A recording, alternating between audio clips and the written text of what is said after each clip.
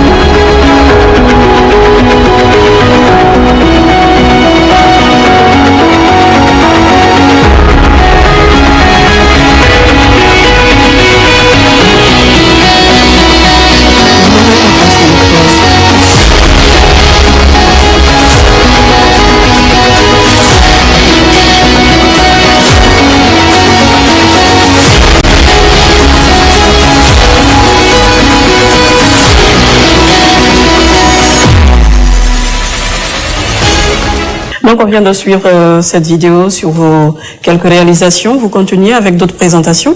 Absolument. Comme vous avez pu le constater justement à travers cette courte vidéo illustrative, que notre département est tourné vers des actions concrètes. Et ces actions concrètes émanent d'une lettre de mission justement qui nous a été assignée par Monsieur le Premier ministre chef du gouvernement, Monsieur Amadou Ouriba, en début d'année, qui est décliné sur plusieurs objectifs à atteindre au cours de l'année. Des objectifs à court terme, des objectifs à moyen terme et des objectifs sur le long terme. Et en termes d'activités justement planifiées, nous avons pu, à travers la déclinaison de cette lettre de mission, mettre en place 63 activités au sein du ministère de l'Industrie. Et à date, nous avons pu réaliser sur les 63, 46 activités à 100%.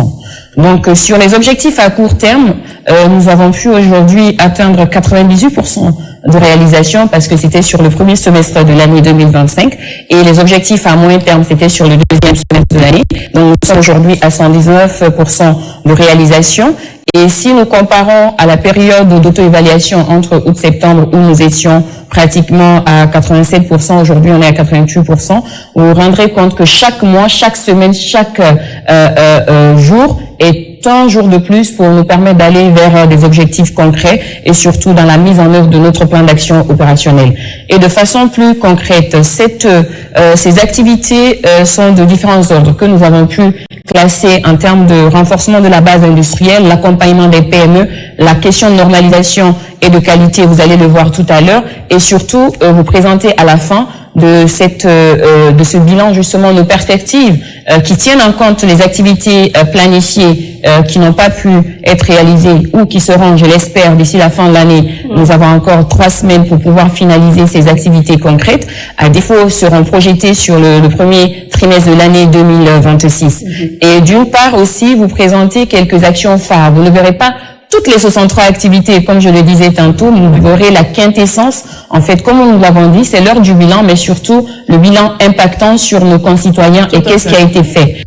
Donc, en ce qui concerne le renforcement de la base industrielle, en termes de résultats majeurs sur le secteur industriel cette année, nous avons fait des premières. Je m'explique. Pour la première fois, nous avons fait une cartographie, un recensement général de toutes les unités industrielles en République de Guinée. Nous avons pu déchiffrer plus de 11 100 unités industrielles sur toute l'étendue du territoire national. Ceci nous a permis d'aller vers un outil que nous avons dénommé l'Atlas national de l'industrie, outil stratégique, outil d'aide à la décision, mais qui nous a permis aujourd'hui de nous aider à piloter le développement industriel de notre pays. Le recensement, ce ne sont pas que des chiffres, ce ne sont pas que des unités identifiées, mais ce sont des unités cartographiées, géolocalisables, qui nous donnent aujourd'hui le taux de production industrielle dans notre pays, le besoin énergétique, l'introduction de nouvelles technologies dans la chaîne industrielle, mais surtout la place de l'industrie dans les chaînes de valeur et aussi dans le PIB de notre pays, les emplois créés et le besoin sectoriel que nous avons aujourd'hui. Une autre première, c'est la création du cluster agro-industriel. Dans le cadre de la relance des unités industrielles, nous nous sommes dit qu'il fallait aller vers des mécanismes d'accompagnement plus structurés des petites et moyennes industries, mais aussi des très petites et moyennes industries. Raison pour laquelle nous avons lancé le premier cluster pilote industriel, agro-industriel, parce que nous nous sommes basés sur le premier pilier de Simandou 2040, qui est sur l'agriculture, l'industrie alimentaire et le commerce. Donc ce cluster rentre parfaitement dans ce pilier-là, qui nous permet aujourd'hui, pratiquement, nous sommes à près de 85% de réalisation.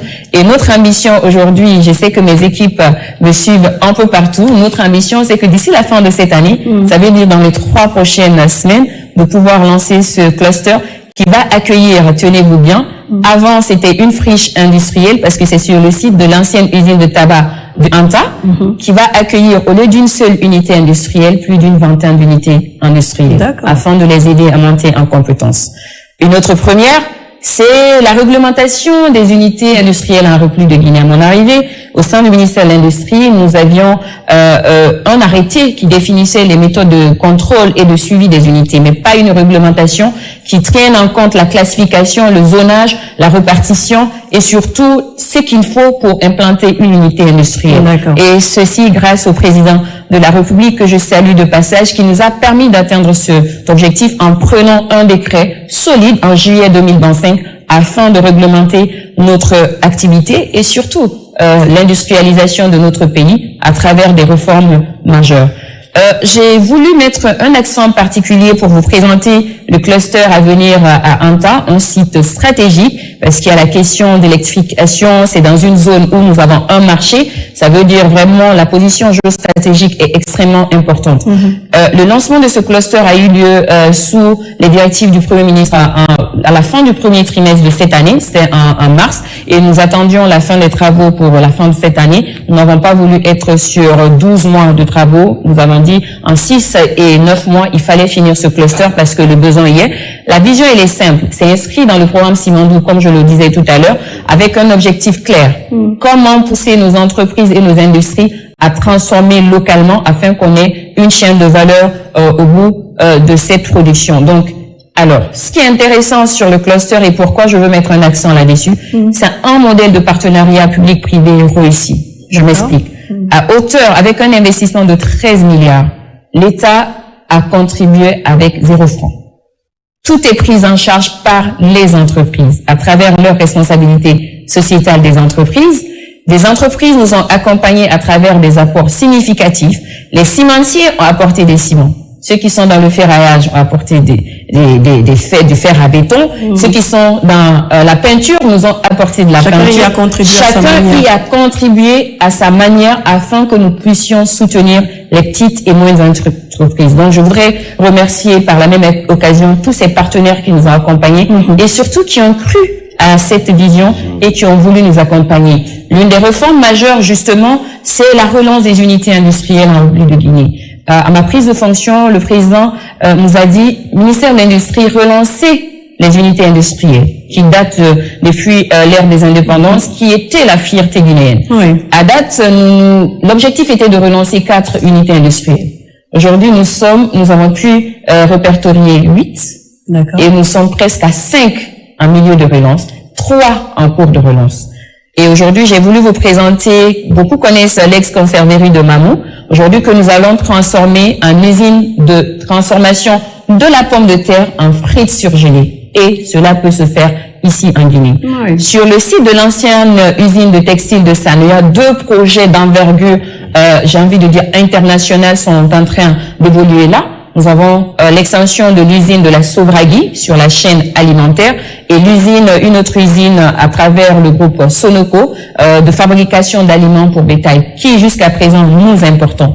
Donc nous poursuivons également cette dynamique à Massanta, à Cancan, afin que ces usines également soient relancées dans un meilleur délai. Et comme je l'ai dit cette semaine à mon équipe, nous sommes en train de finaliser certains aspects qui ne relèvent pas forcément de nos compétences afin que cela soit fait très rapidement. L'autre point, toujours sur la base industrielle, c'est la virtualisation de la politique nationale de développement industriel, qui est l'instrument phare de notre pays en termes de développement. Donc, nous avons mené plusieurs actions de communication sur le terrain afin de toucher le public cible, mais surtout de pouvoir consolider un plan de sensibilisation et de consolidation à l'échelle nationale. Aujourd'hui, nous avons pu toucher près de 40% des unités industrielles qui sont ciblées pour qu'ils puissent avoir le document et sachent qu'est-ce qui va être fait sur les 15 prochaines années à venir. Parce que la politique nationale de développement industriel s'aligne parfaitement parce que c'est horizon 2040 également. Pour finir rapidement sur les questions industrielles, nous avons aussi un centre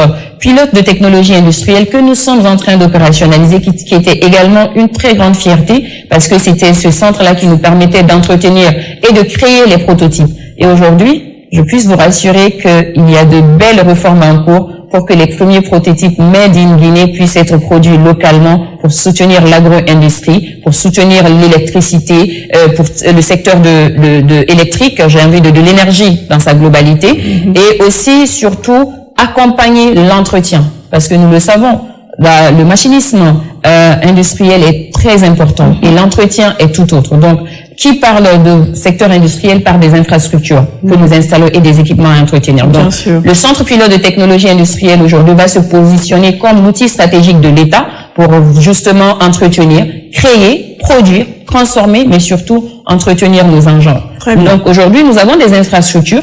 Nous avons commencé une légère production pour nous permettre d'avoir certains prototypes de machines, incluant par exemple les torréficateurs. On a fait des premiers torréficateurs aujourd'hui, des étuveuses et aussi des presses à manioc. Donc nous allons le tester avec des coopératives à l'intérieur du pays, voir l'utilisation et l'élargir à grande échelle.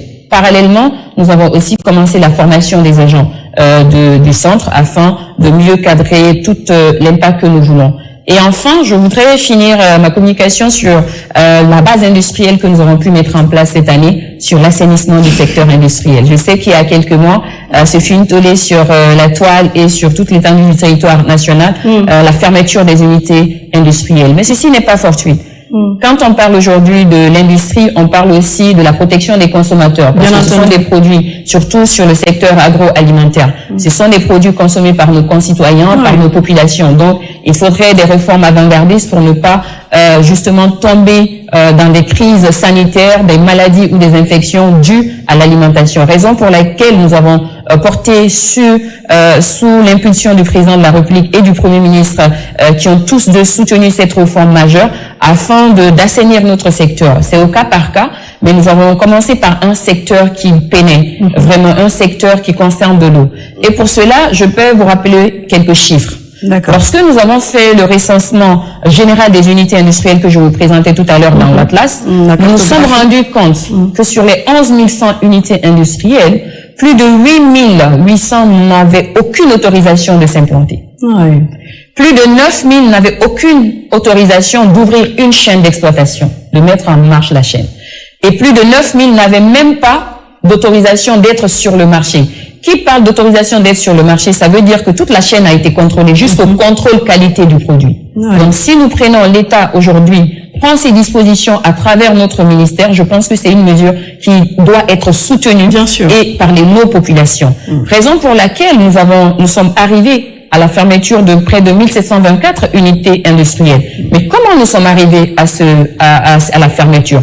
Nous avons commencé d'abord par un communiqué officiel qui est passé sur toutes les antennes de la RTG, mais aussi dans les radios rurales, parce qu'on voulait toucher l'ensemble de nos populations, que ce soit à Zérékoré, à Yomo, à Cancan, à Siviri, un peu partout, afin que toutes ces unités puissent savoir qu'il y a une enquête qui a été lancée, mais aussi qu'il y a des réformes qui arrivent. Nous avons mis toutes les étapes, passer ce délai, que nous allons passer au contrôle et à la fermeture. Ça a été dit dans le communiqué.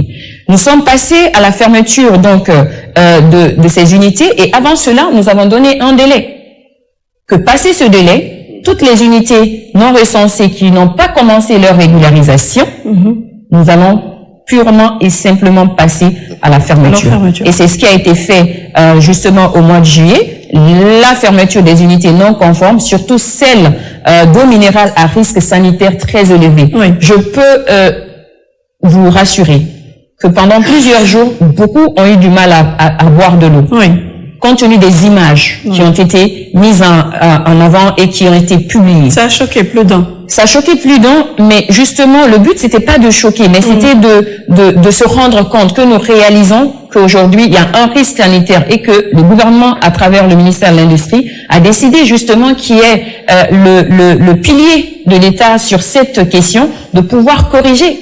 L'État ne peut pas fermer les yeux sur des situations qui peuvent impacter la vie et le bien-être de nos concitoyens. Donc, des missions aujourd'hui mixtes ont été mises en place pour justement aller sceller et apposer le retrait de ces produits. La fermeture d'abord, parce que c'est à deux volets. Il y a la fermeture et il y a le retrait. Beaucoup diront aujourd'hui, oui, mais on retrouve certains produits sur le marché, ainsi de suite, parce que c'est vrai qu'il y a un impact social aussi que nous n'avons pas négligé. Ce sont nos concitoyens aussi qui ont produit, qui ont créé de l'emploi. Donc, il fallait aller graduellement, stopper la production et retirer sur le marché ce qui avait été produit de façon plus, j'ai envie de dire pas lente, mais de façon plus structurée et plus contrôlée. Que vous nous avez montré le cadre sale. Exactement. Avant le travail, vous ne nous avez pas montré le cadre propre après le travail. Alors, aujourd'hui, les 1400, je vais vous le dire, monsieur Camara, que sur ces 1724 unités fermées, normalement, c'est de façon prouvée. Je ne suis pas sûre aujourd'hui qu'il y ait plus de 5 normalement autorisés pour continuer les activités. Sur les 1000? Oui. Je m'explique. Il y a la régularisation. Certaines, c'était pas une question de qualité. Comme je l'ai dit, certains, c'était vraiment la qualité et d'autres, les autorisations d'être réglementaires, en fait, par la loi et par le décret. Donc, c'est graduel. Et ce qui arrive aujourd'hui, c'est qu'après la scission du ministère, donc, vous conviendrez que le décret est passé avant la scission. Donc, il était question que le même ministère fasse la fermeture et le retrait. Donc, aujourd'hui, l'industrie a pu fermer au commerce maintenant de prendre le lead sur le retrait sur le marché. Et ça aussi, ça a commencé. Une mission conjointe travaille sur le retrait de tous les produits. Donc, c'est ce qui a ralenti la scission et la mise en place aujourd'hui de nouvelles équipes pour poursuivre la dynamique. Je ne dis pas que ça n'a pas été fait, mais c'est en train d'aller progressivement pour que tous ces produits. Mais nous avons mis un numéro vert. Nous avons demandé à la population de nous accompagner dans cette initiative, en dénonçant, en envoyant des vidéos, en envoyant des photos pour alerter. Parce que nous nous sommes rendus compte, nous ne sommes pas assis au bureau, des équipes sont déployées sur le terrain et nous sommes rendus compte que quand on ferme le matin, avec la complicité de certains, le soir, l'entreprise venait pour vraiment produire. C'est pourquoi nous avons pris les dispositions à travers la gendarmerie et la sécurité pour pouvoir sceller désormais les portes de ces unités pour ne plus que les produits puissent se retrouver. Donc nous allons un peu changer de cadre. Après l'industrie, c'est le soutien et l'accompagnement des PME. Qu'est-ce que nous avons fait concrètement cette année? Nous avons mobilisé et mis dans un guichet unique de crédit au sein du Fonds de développement industriel et des PME des lignes de crédit avec l'accompagnement de la Banque nationale d'investissement de Guinée, Ecobank, Akiba Finance.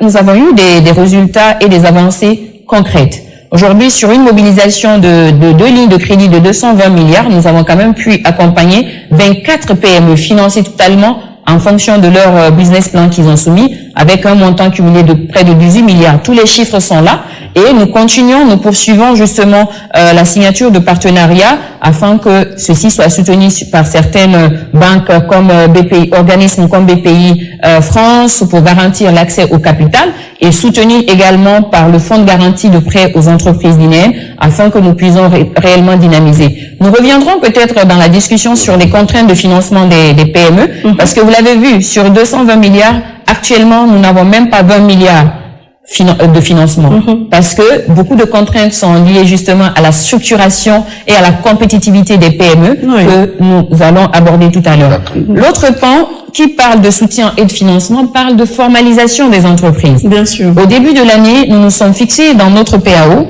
d'atteindre 15 000 entreprises formalisées. Aujourd'hui, nous avons dépassé le cap pratiquement depuis le mois d'octobre-novembre. Nous sommes à plus de 15 900 créations d'entreprises de formalisation au sein du guichet unique de la PIP. Et au niveau de la sensibilisation, nous avions pour objectif 4 500. Chaque année, nous essayons de nous fixer un cap et nous y allons progressivement pour atteindre ces objectifs. Je vais vous faire cette aide hier en discutant avec la directrice de la PIP. Je lui disais, bon, la PIP, il n'y a plus de mouvement pour le reste de l'année. Elle dit, madame, on atteint tous nos objectifs. D'accord.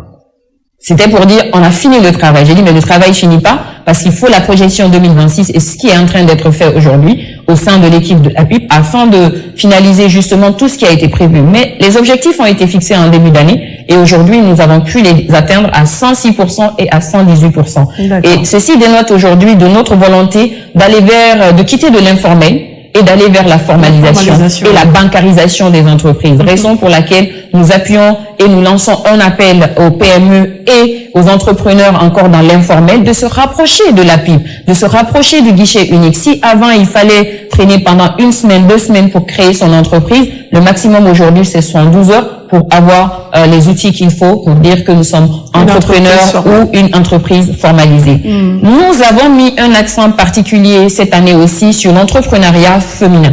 D'accord. Nous, sur toute l'année, nous avons fait la formation. Parce que nous avons vu que un des constats majeurs que nous avons, c'est vraiment la formation, le renforcement de capacité des PME. Quand qui parle de restructuration ou même de structuration des PME, l'un des obstacles majeurs au financement, c'est l'accès aux formations de qualité pour pouvoir monter en compétences. Donc, nous avons presque accompagné plus de 1400 entreprises et femmes entrepreneurs, dont 834 femmes entrepreneurs directement. Et ceci nous a permis d'avoir des équipements, de les accompagner à travers la mise en place des équipements, l'accès au marché et certaines formations. Comme vous pouvez le voir, nous avons formé ces dames dans l'entrepreneuriat et la création d'entreprises, parce que vous savez, notre économie est très, au niveau des entreprises, très informelle, alors que nous contribuons au PIB. Donc, celles qui sont dans la saponification aussi ont été accompagnées à travers la formation, mais aussi à travers l'environnement sécurité. Parce que nous avons vu que parfois, ces dames évoluent dans un environnement qui n'est pas très sanitaire, mais aussi la gestion des entreprises et le remboursement des crédits.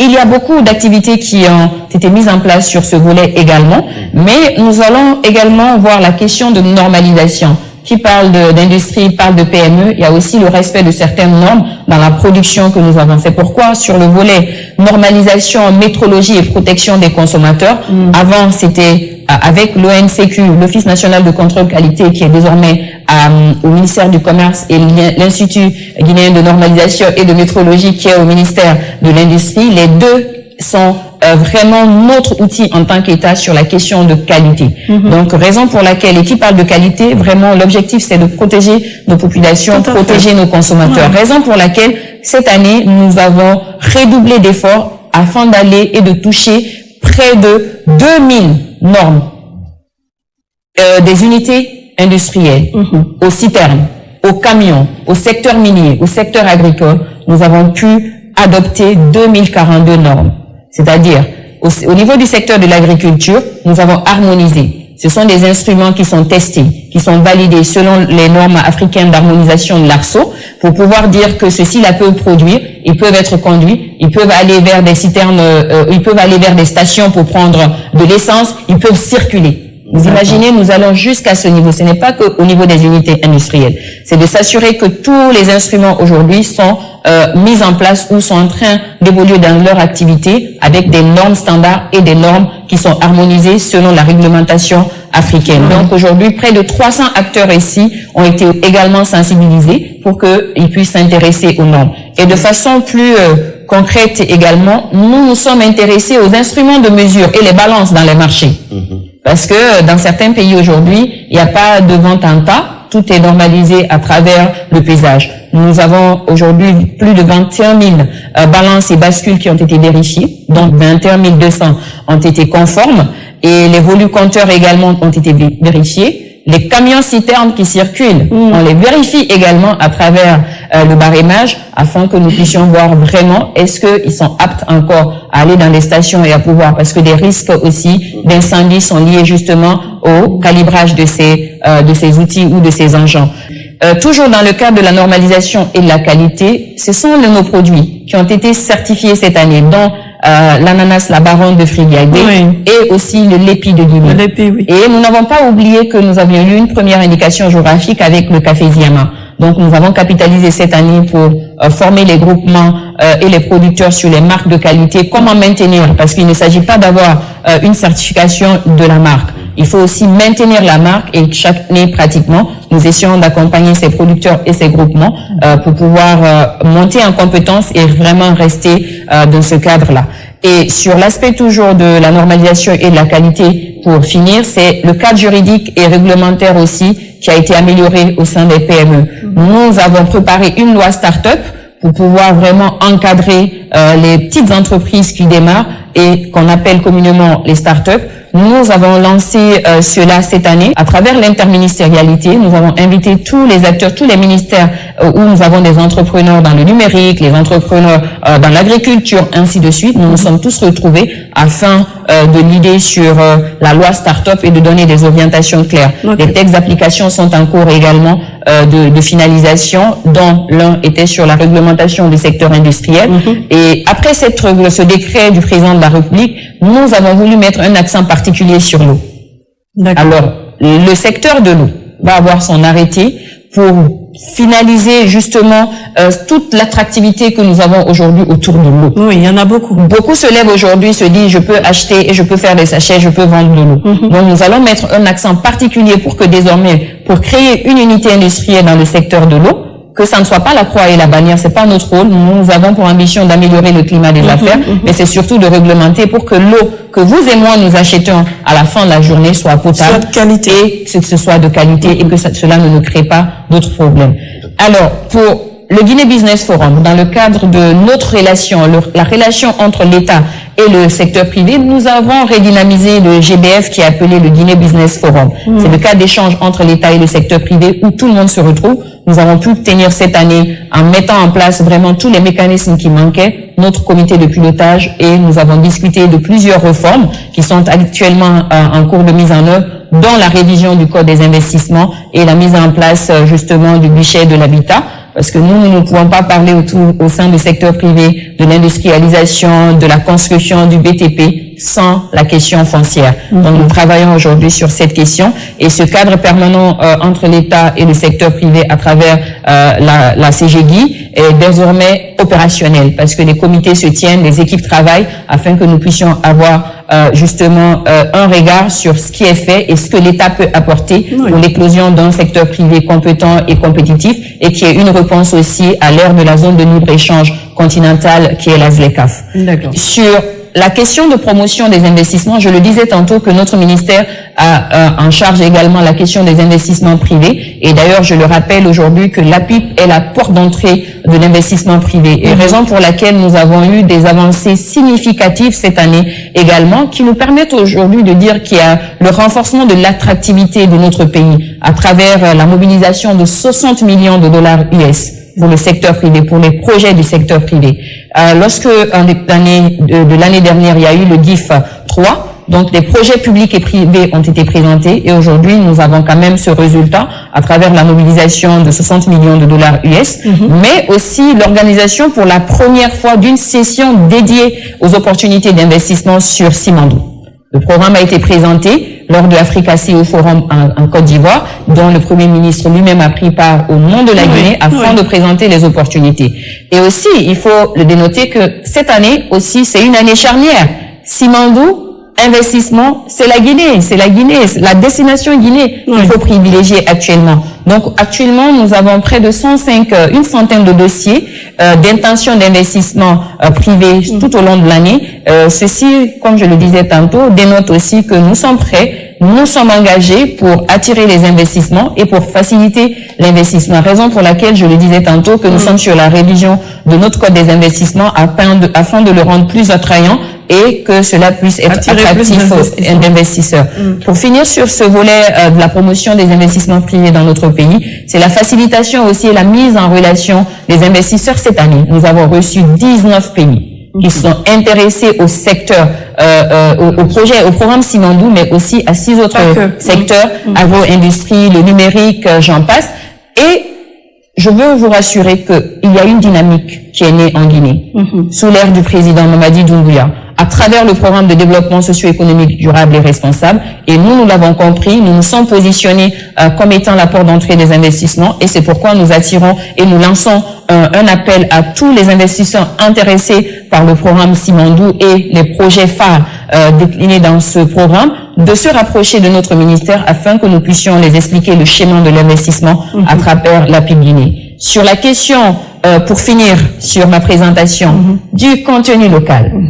Notre pays s'est doté d'une loi sur le contenu local et nous avons fait le diagnostic cette année, nous avons fait la vulgarisation l'année dernière, des instruments sont en cours d'élaboration, mais cette année nous avons dit depuis la loi, qu'est-ce qui est fait, qui est touché, qui ne l'est pas. Raison pour laquelle nous nous sommes rendus compte, nous avons fait un constat plus ou moins amer, que beaucoup ne se sont pas intéressés à la lecture et à la portée de la loi. On pense aujourd'hui que quand on dit contenu local, l'entreprise doit s'asseoir à la maison et attendre qu'on vienne lui donner un projet. Donc, c'est ce qui est souvent décliné par oui, le contenu local n'est pas mis en œuvre, oui, on ne sait pas qui est pris, ainsi de suite. Donc, nous sommes allés quand même lors de l'immersion gouvernementale à l'intérieur du pays, surtout les zones touchées et impactées par le projet Simandou pour expliquer qu'est-ce qui est prévu dans la loi, quels sont les 3 axes du contenu local que j'aimerais rappeler, donner les opportunités de business aux entreprises guinéennes. Ça veut dire quoi? Que les entreprises doivent s'intéresser sur les secteurs et de la manière dont il faut postuler pour les projets. Donner de l'emploi aux entreprises, aux Guinéens. Dans son entièreté. Vous avez entendu parler qu'il y a eu quand même plus de 60 000 emplois créés dans la phase de construction des chemins de fer du port et de l'exploitation de la mine sur les différents blocs, que ce soit à Kérouané ou encore à Beila. Nous avons touché les industriels, près de 53 industriels, tout au long de cette phase d'immersion, pour les expliquer le contenu de cette loi et les retombées pour et les entreprises et les communautés. Et enfin, l'un des objectifs du contenu local, c'est la formation. Oui. Et le transfert de compétences pour les jeunes Guinéens. Donc, cette sensibilisation massive aujourd'hui nous a permis de toucher nos concitoyens, d'expliquer, et nous poursuivons justement la dynamique du contenu local parce que certains outils et instruments doivent être mis en place et nous en sommes conscients. Je voudrais le dire que il y a eu de l'ambition en début de l'année. Il y a eu du travail. Ce n'est pas encore terminé. Nous allons poursuivre avec la même dynamique, avec la même constance, avec la même détermination, avec la même transparence, raison pour laquelle, à la fin de cette année, nous allons préparer ce rapport et le diffuser pour que toutes nos populations, tous nos concitoyens soient en mesure de lire de façon plus explicite. Peut-être que ce rapport est résumé compte tenu du contexte, mais nous reviendrons sur toutes les activités inscrites au plan d'action, les 63 activités et d'autres activités d'ailleurs qui ne sont pas dans le plan, mais qui viennent avec le fonctionnement. Raison pour laquelle je voudrais dire que ces résultats obtenus dénotent d'une seule chose, la détermination du gouvernement à travers nous, sous le leadership bien sûr du président de la République, chef de l'État, et sous l'impulsion du Premier ministre, chef du gouvernement, de faire de l'industrialisation un levier stratégique du développement de notre pays, d'accompagner les PME en termes de financement et de structuration, de créer des emplois durables dans notre pays et surtout d'accompagner les PME à une éclosion à l'ère de la zone de libre-échange continentale.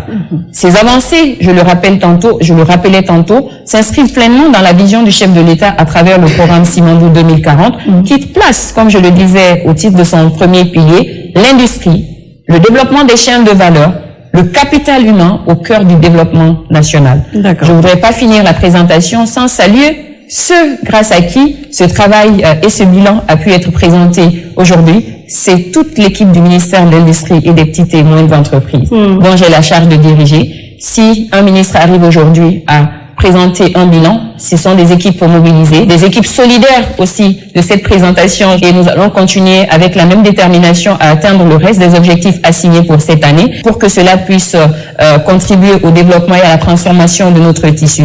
Nous demeurons aussi engagés.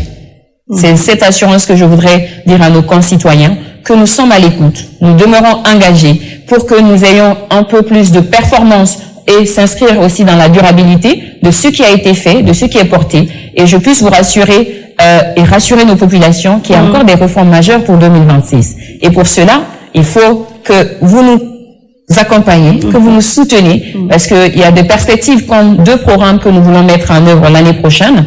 Le programme Indus Plus pour accompagner la résilience des entreprises. Et comme ça, on reviendra dans un second temps sur les perspectives majeures que nous avons au sein du ministère de l'Industrie et des petites et moyennes entreprises. Merci Madame la Ministre pour cette allocution. Vraiment, on est mieux éclairé par rapport à tout ce qu'il y a eu comme investissement action au niveau de votre département. Cette première partie étant terminée, nous allons nous acheminer vers la deuxième qui est Parlons bilan.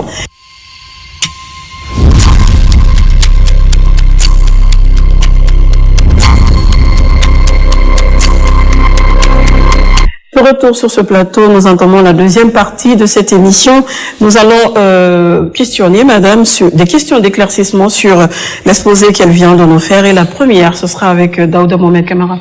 Oui, beaucoup de questions. Encore une fois, merci à Madame et à toute l'équipe. Dites-nous comment vous avez pu mobiliser le budget et c'était à quelle hauteur? Est-ce qu'aujourd'hui votre budget a été épongé? Quel a été le secret de mobilisation? Alors, très bien. Merci, Monsieur Daouda, pour cette pertinente question. Alors, le budget national de développement n'est pas mobilisé. C'est une allocation budgétaire. Et je l'ai rappelé tantôt que l'allocation budgétaire que nous avons eue à hauteur de 195 milliards, c'est cette ligne qui était dans la loi de finances initiale 2025 et qui est repartie dès le passage de la loi au niveau du CNT qui nous permet de fonctionner. Vous allez voir que ce budget est statique. Quand vous prenez le titre 4, c'est le transfert de capital. C'est pas directement mis en œuvre par le ministère, c'est directement aux EPA. Nous engageons et ça va dans les 7 EPA que nous avons et qui ont en charge de la mise en œuvre. Nous avons des accompagnements de certains partenaires techniques et financiers à travers le FINEX, l'investissement ou l'accompagnement étranger avec Enabel et d'autres. Les activités sont élaborées au sein du ministère. Ensuite, les budgets sont engagés au niveau du pôle économique de notre gouvernement et de l'autre côté, certaines activités ont été réalisées à travers l'accompagnement de certains partenaires. L'autre question, madame, vous avez rappelé un concept tout à l'heure qui est d'ailleurs soutenu par le président de la République, c'est bien le développement durable et responsable.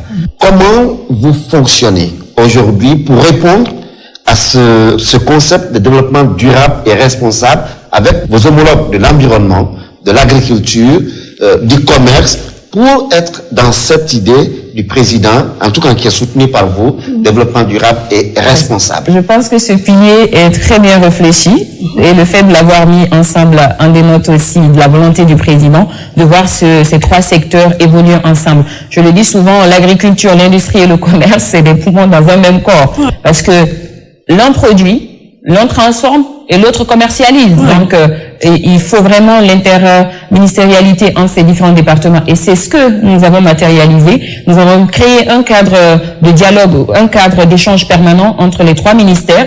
Et ceci a été fait depuis l'année dernière, à mon arrivée au sein du ministère du Commerce et de l'Industrie à l'époque. Nous avons pris un arrêté conjoint avec l'agriculture afin que chaque mois, nos équipes se retrouvent pour décider de quelle orientation nous donnons à nos échanges et aussi à certains projets pertinents. Vous le verrez aussi dans le programme Simandou nos projets sont interdépendants. Très interdépendants. Donc, et cela dénote, comme je le disais tantôt, de la volonté aujourd'hui de voir l'éclosion de l'agriculture, les chaînes de valeur à travers la transformation sur place et aussi l'accès au marché à travers le commerce. Au-delà de cela, avec le ministère de l'Environnement que vous avez également énuméré tout à l'heure, nous travaillons en étroite collaboration. Tenez-vous bien, il n'y a aucune autorisation d'implantation que nous donnons sans l'autorisation de l'environnement. Parce que certaines industries, certaines usines, exactement. C'est vraiment de l'empoisonnement, quoi. Aujourd'hui, c'est une condition sine qua non pour l'implantation, même pas la mise en service de l'unité. L'implantation, il faut l'étude environnementale, il faut que l'autorisation soit délivrée par le ministère de l'Environnement. Mais pour créer vraiment cette interopérabilité en département, il y a aussi le décret du président de la République qui fait que même les organes de contrôle, ces départements sont cités afin que nous puissions nous rapprocher d'eux et qu'on sache que le travail se fait ensemble, pas l'un contre l'autre, mais ensemble pour une économie plus durable et responsable. Très bien. Vous avez mobilisé 220 milliards pour l'aide aux PME. Vous avez pu aider 24 PME avec seulement que 18 milliards. Sur quels critères objectifs et publics les PME bénéficiaires ont-elles été sélectionnées? Alors, nous avons lancé, dans un premier temps, nous avons d'abord fait des journées portes ouvertes pour expliquer comment accéder à ces lignes de financement avec des critères qui ont été établis, la durabilité de l'entreprise, la gestion des comptes de l'entreprise, la certification des comptes de l'entreprise, et nous avons lancé l'appel à candidature. Et aujourd'hui, c'est annuel, hein. C'est pas fermé. Chaque jour, vous pouvez monter, en tant que PME, vous pouvez monter votre dossier, aller au guichet unique au niveau du FODIP et de soumettre. C'est pas un appel fermé. C'est chaque jour, vous pouvez déposer vos dossiers. L'une des contraintes majeures, je le disais tantôt, que nous avons pu constater, c'est la préparation de ces entreprises. Donc aujourd'hui, c'est un appel que nous lançons. Il faut que ces entreprises se rapprochent des centres de gestion agréés, puissent bénéficier des formations pour qu'on puisse vraiment restructurer les entreprises. Les lignes sont là. Et impacter beaucoup plus. Impacter beaucoup plus. Les lignes sont là, mais l'accès au crédit, tout le temps, vous demandez une PME aujourd'hui, vous dites, ah non, je n'ai pas de financement. Mais il y a des lignes qui sont là. Et l'une des lignes était que sur l'agro-industrie. C'était la ligne de 20 milliards avec la Banque nationale. Mais la ligne de 200 milliards, c'est tous les secteurs. Et les secteurs de prédilection financés aujourd'hui, c'est les secteurs du commerce. Ceux-là qui ont leur boutique, ainsi de suite, qui sont aujourd'hui plus préparés. Nous avons les petites unités industrielles que nous voulons. Personnellement, nous avons envoyé un vivier de PME. Nous avons donné des instructions, accompagner ces PME pour les financements. Mais la banque a été formée.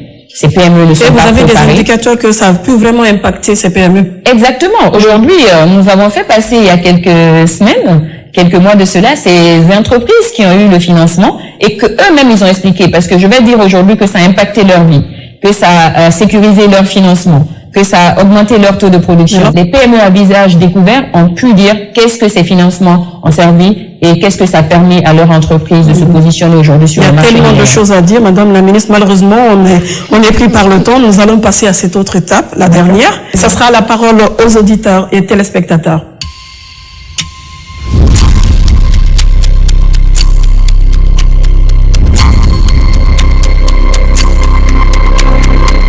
Daouda, c'est toi qui vas lire les questions. Justement, comme la question s'affiche ici, Mokhtar, qui nous a écrit depuis Sanoyat, à Koloroya, il demande à Madame la Ministre, quelles sont vos politiques pour relancer les industries de l'époque de Sékou Touré et leurs matières premières, comme celle de Dabola et ses champs d'arachide, celle de Mamou pour la transformation de la tomate, celle de Cancan pour le coton. Ah, très bien, très belle question. Pour répondre à la question de Mokhtar, c'est très simple. Nous avons mis en place aujourd'hui un cadre réglementaire à travers le décret, mais aussi l'appui que nous avons du gouvernement pour relancer les unités industrielles. Si je prends celle de Dabola, c'est vrai que nous avons un problème de matières premières. Nous avons des champs actuellement et il y a quelques semaines encore, nous étions sur cette discussion. Au moment où je vous parle en direct, mon équipe est actuellement à Dabola pour la maintenance des équipements. Nous avons eu des partenaires qui nous accompagnent aujourd'hui pour la relance. Au niveau de Cancan, Mamou, je l'ai présenté tout à l'heure, c'était l'usine de l'ex-conserverie. Et aujourd'hui, nous voulons transformer. Nous avons mis déjà la chaîne à disposition à une entreprise. Les textes sont en cours, les infrastructures sont en cours de finalisation.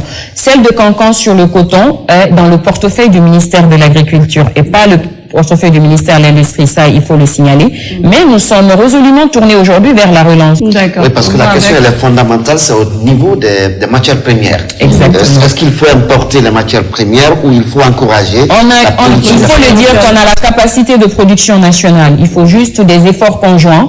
Aujourd'hui, sans risque de me tromper, il faut que, avec le ministère de l'Agriculture, sur la relance de toutes ces unités que nous travaillons d'arrache-pied pour la question de production. On ne peut pas mettre les machines d'une usine en marche sans l'ingrédient phare, sans l'ingrédient phare qui est la matière première. D'accord. On va avec le second. Alors, il y a Mohamed Djeneka qui nous écrit de Conakry. Il pose la question de savoir, en ce qui concerne l'industrialisation rurale, quelles actions ont déjà été menées pour rapprocher les unités de transformation des zones agricoles et quel impact mesurable ces initiatives ont-elles eu sur la réduction des pertes post-récolte et la création d'emplois locaux?